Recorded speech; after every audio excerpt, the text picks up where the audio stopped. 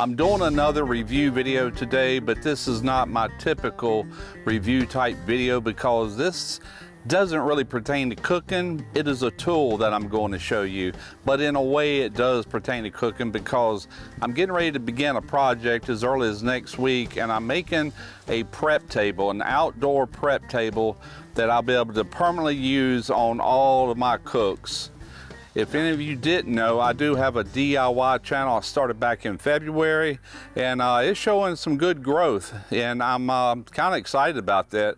For any of you who don't know, I've worked with my hands, blue collar worker all of my life, and so I'm sharing some of that information over there. Everything from electrical, automotive AC, HVAC, you name it pretty much. I've done a little bit of everything. I'll have a link to that channel in the description box if you'd like to go over there and check it out. And later this week, I will be doing an actual cooking video using the hybrid by Pits and Spits, coming as early as this weekend. Now, I didn't want to show the unboxing on video. To me, that's kind of a waste of time because I'm showing you all the parts anyway. But so you're aware, there is a little bit of assembly, not much. The only assembly involved was these three handles right here. Now, I did use an anti-seize on all of these. There it is right there.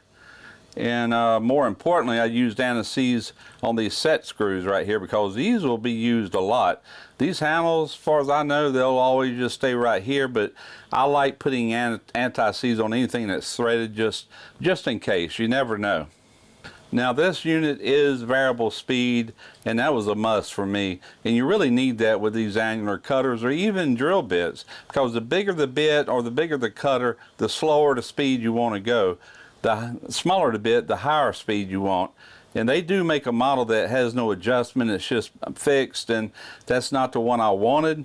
I definitely wanted one with this variable speed and the Weldon, the one that accepts the Weldon cutters, because they're more prevalent to find. I can find these at my local Weldon supply. Matter of fact, I bought one the other day. I'll show you that here momentarily, and I'll tell you why I bought it. But here's your on-off switch for the magnet. It's not plugged up right now. Now, this has like a little dust cover to keep particles from getting in there. I like that. On, off.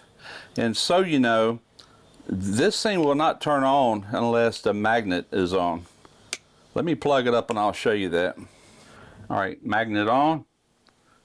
Look at that, man. I mean, that joker ain't coming off of there. But first, let me turn it off and show you. If I turn that on, nothing happens. Magnet's got to be on. Now this will turn on. And you see that speed right there? That's the lowest. Just increase it.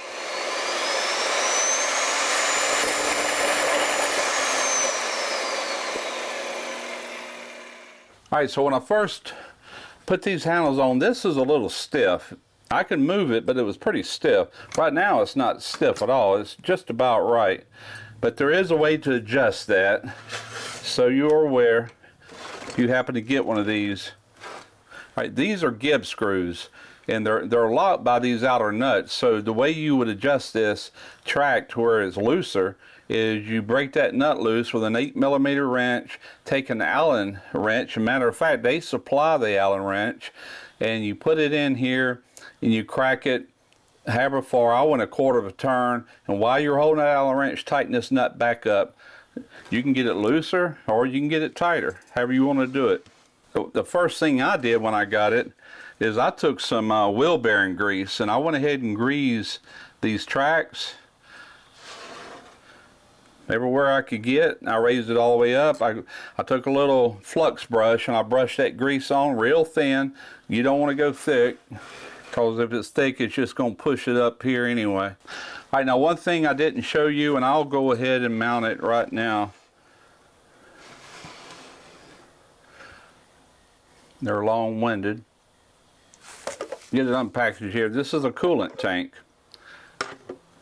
and this mounts. Get one of these started back, and this just inserts into here. Just push it all the way in, push it in, and it will bite. See, now it won't pull out.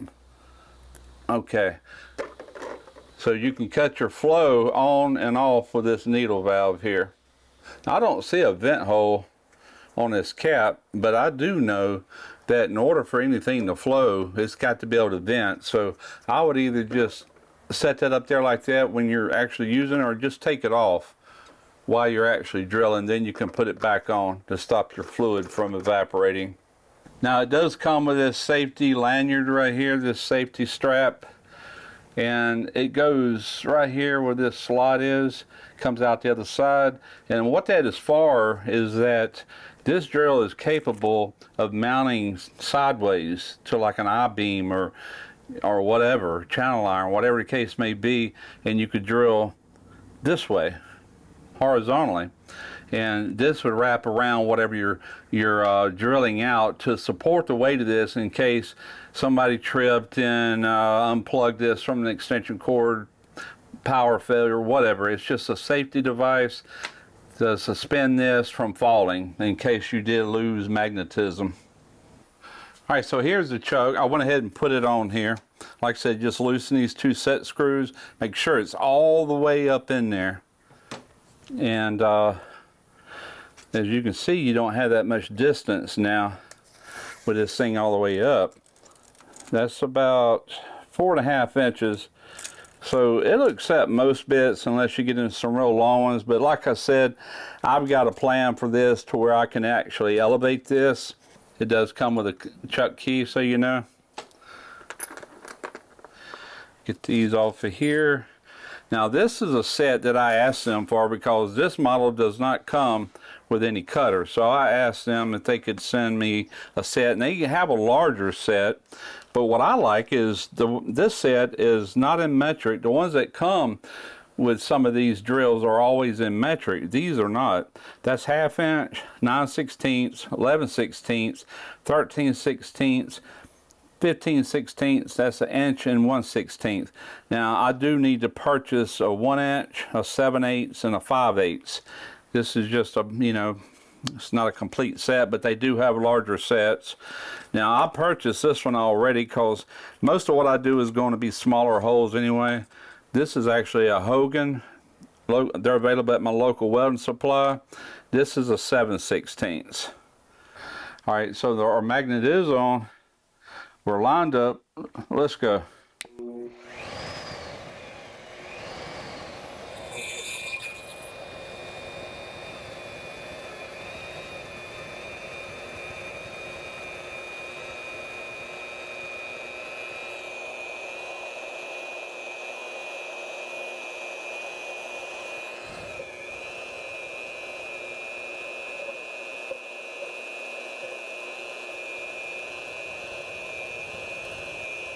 Look at that. Oh, would you look at that? Just look at that. Man, that didn't take no time. I didn't count it or anything. Probably, I don't know, 30 seconds. And I wasn't bearing down on it either. I was just letting it do its thing.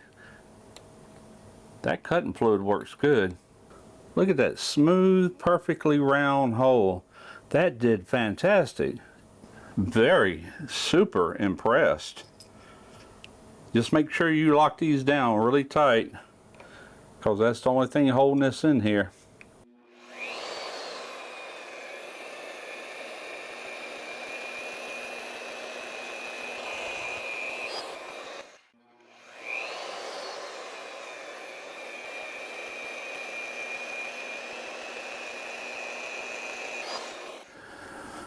And so you know, I'm running this. This is 1/2 inch plate.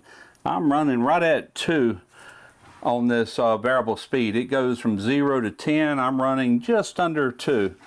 And that's a perfect speed. When you see those chips coming up in strings like that, you know you're cutting right. If you get little small chips, then you're running too fast.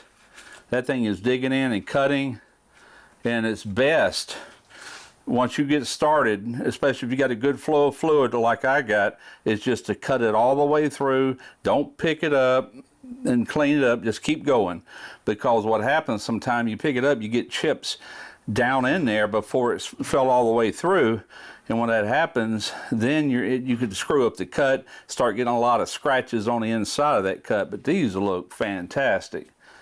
These are the slugs that it's pushing out, and it's ejecting them no problem. So that's another thing this tip does. It helps you line up. Now there is a little slack in it, so you don't want to force it. You want it just to lower it until it's dead on that hole, and then it helps you line it up. It helps eject the plug because there is a spring in here that's wanting to send it back down, and then it also acts as a valve for your coolant. So it's doing three things. One more hole and we're gonna call it good, man. This will be done.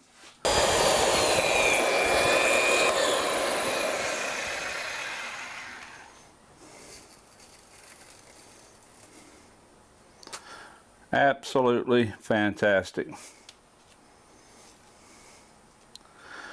All right, guys, I think today is the 16th, maybe 17th. If you want to give somebody a last-minute Christmas gift that don't cost a whole lot, ain't gonna break the bank, definitely check this thing out. Now, this would not be a complete review without at least trying this chuck. And I don't expect much for this. There's a lot of wobble in this thing itself. The rest of this, absolutely love, but even though the videos I watched on this chuck, it's kind of a cheap Chinesium type thing, you know, but it will put a hole. If you just need to drill a hole for a bolt and a nut, it'll do that all day long. Haven't used it, but I'm gonna fire it up and you'll probably see the wobble in it. So now keep in mind, this coolant does not work when you're using a regular twist drill, because it's got to be able to go through the center of that cutter, and we can't do that with this. So in that case, I'm using some Tap Magic, and we're going to turn this dude on, turn the magnet on, and just a random hole. I did turn the speed up.